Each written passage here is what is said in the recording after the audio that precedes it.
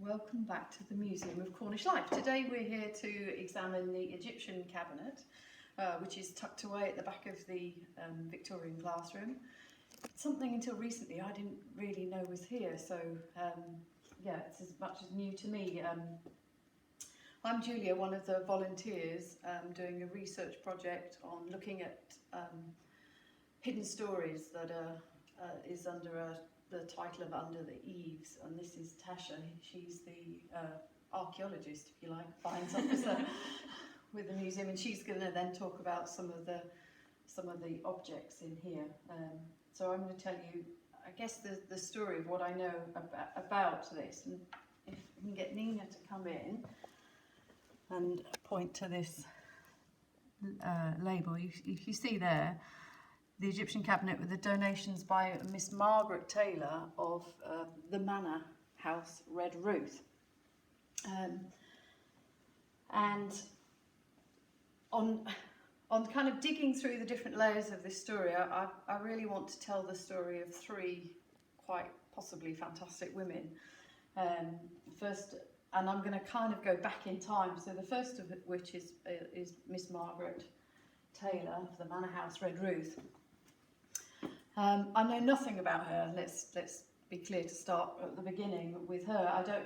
We know nothing about her, only that she had a long-term friendship with a lady called Miss Emily Patterson, who came to live with her in 1919 until her death in 1947. And Miss Emily Patterson has connections to the Egypt Exploration Fund, and we think possibly there's some connection with this fund and these objects. That is yet to be explored. And then Miss Emily Patterson takes us back to the founder, if you like, of the Egypt Exploration Fund, which is Miss Emily Edwards. No, Amelia Edwards. Amelia Edwards. And she sounded like an extraordinary woman. So, sort of the developing fascination with things from the Egypt, or Egypt mania, as I've since discovered it was called, was in the Victorian times. And Amelia Edwards was a writer, and she'd gone on a sort of grand tour of Europe and got blown somehow into Alexandria and decided that she would go up the Nile. And so she gathered a bunch of writers and artists and filled them in a boat and sailed up the Nile. And she wrote an account of this journey, which was published in 1877, called 1,000 Miles Up the Nile, which really then spurred on even more interest in Egyptology. But in it, she found that actually there was kind of the assets and were being raided. I'm going to read you this quote from her book, which was the reason she set up this society. She said, "Such is the fate of every Egyptian monument, great or small. The work or destruction goes on apace. There is no one to prevent it. There is no one to discourage it. Every day more inscriptions are mutilated, more tombs are rifled, more paintings and sculptures are defaced." So in 1882, a few years after this book was published, she set up this exploration fund. And she first employed Emily Patterson, who's got these links to Margaret, as her private secretary. And then, very sadly, Amelia died in 1892 of the flu, and at that point Emily Patterson took over the role of General Secretary of this fund. So in that period that she was really active in this fund, the academics reckon that she was really in touch with some of the great scholars and the great people of that time. And in 1919 she retired, and she retired to Cornwall, to Red Ruth, to live with her long-term friend Margaret Taylor. And Margaret Taylor, there's one letter, I've only got one signature really, which is a trace to Margaret, and in that she describes she's thanking the Egypt exploration fund for sending flowers on her death, and she says that she was her only, and Emily was her only friend, and that they've been friends for 57 years. So there's this rather touching story somewhere,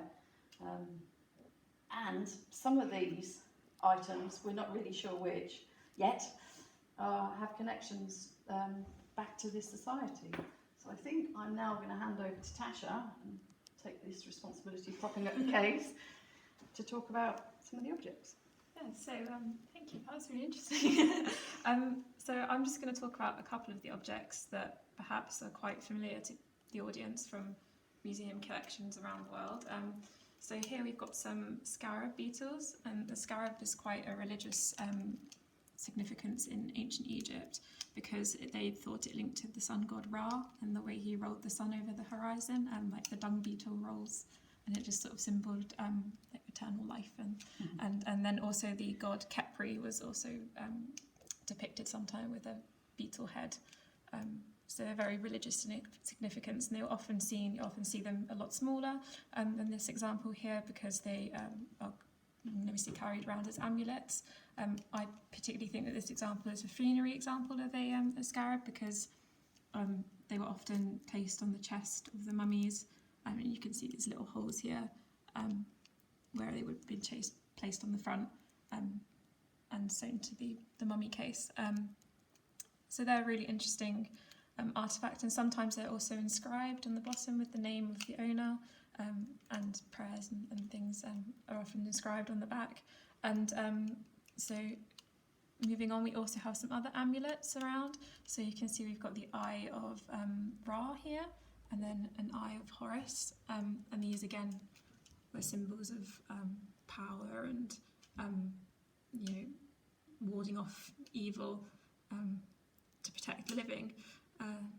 So if I move on to some, we've got here some papyri, and as many of you know, papyri was used, or the papyrus plant was used as a writing script in ancient Egypt, one of the earliest forms of writing, and it was particularly, obviously because it grew on the Nile Delta, so they're particularly abundant in ancient Egypt, and the most common use of form of writing is actually hieratic on ancient papyri, but they can also be used to with baskets and make things as well, so a really important part of crafts in ancient Egypt.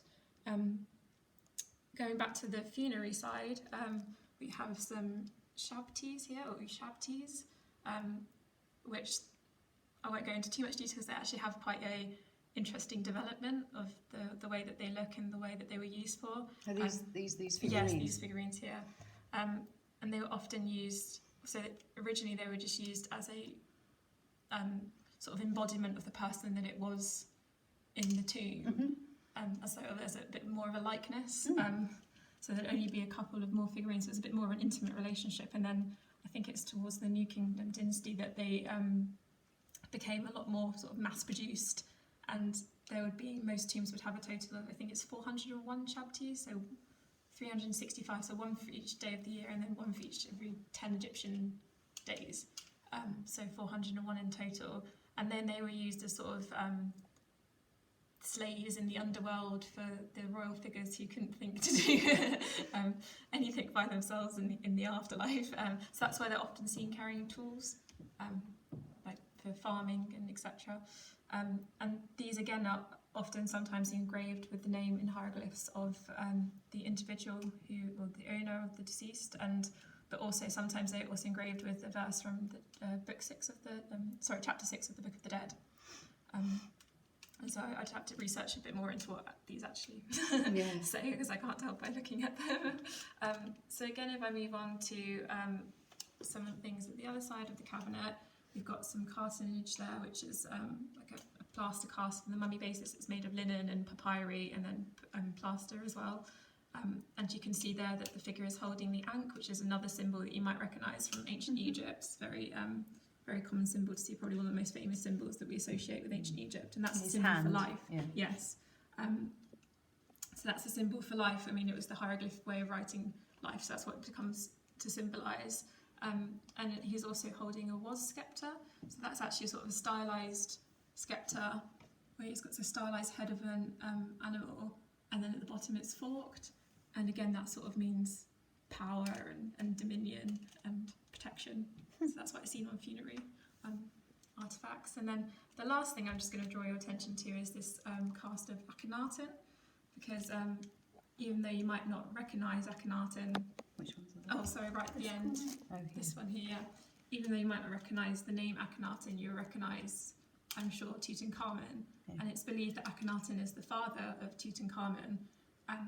There is a mummy found in KV 55, at the Valley of the Kings, which they believe is the father, or they DNA tested to be the father of Tutankhamun. They just don't know for sure that it's the mummy of Akhenaten. And the reason for this is because he's quite a heretic fellow. He's a bit controversial because he decided to up sticks and move the capital to his own sort of city named Akhenaten. So he was actually christened Amhenotep IV, and then he changed his name in the 5th year of his reign to Akhenaten, which means effective of the Aten, and Aten is the sun god. So he's basically changing all the religious beliefs to, rather than worship many gods, to worship one god. So that's what his name means. And then Akhenaten, which is the city he founded, means horizon of the Aten. So it's quite confusing what their names actually mean. But he's very famous for the, if you've ever heard of the Amarna period style art, it's just a new sort of stylized artistic revolution. And that's what, and the name is given the Amarna period is because Akhenaten is modern day in Egypt, Tel El Amarna, so that's where it takes its name from. It's completely brilliant. So thank you for listening to our sort of talk on Egyptian collections, and hopefully we'll be able to find out a lot more for you once we've done some research.